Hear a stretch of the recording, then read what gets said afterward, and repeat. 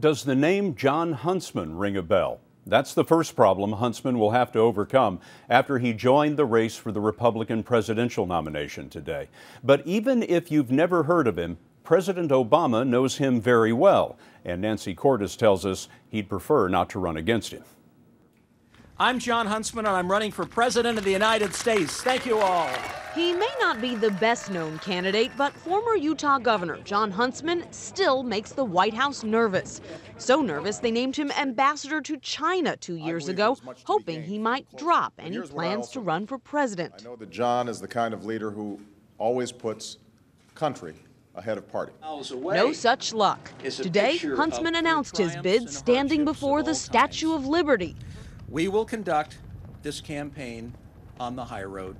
Then changed into a checkered shirt and headed to New Hampshire. When I was governor, we cut taxes, we flattened rates, we balanced the budget. It's that pedigree, combined with his deep pockets as the son of a billionaire, that has Democrats worried about a general election matchup. But first, the Mormon father of 7 would have to win over Republicans. And in a recent CBS News poll, 87% of them either didn't know who Huntsman was or had no opinion of him. Here's what his campaign wants them to know: that he dropped out of high school to play in a band, that he's obsessed with motorcycles, and that he intends to tread lightly when it comes to his former boss, the president. I don't think you need to run down someone's reputation in order to run for the office of president. But that might make it harder for Huntsman to get his voice heard when Mitt Romney and the rest of the Republican field are attacking the president at every opportunity. He doesn't know how jobs are created.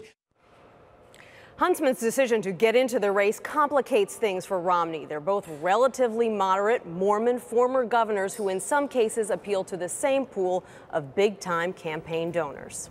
Nancy, also today, a couple of top finance people left the Gingrich campaign. Newt Gingrich has lost most of his top campaign staff. I wonder who benefits if Gingrich drops out.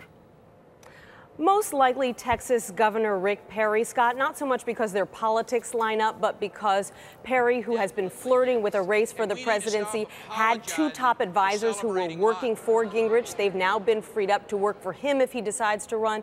And aides say that the chances that he will get into the race now stand at about 50-50. Thanks, Nancy.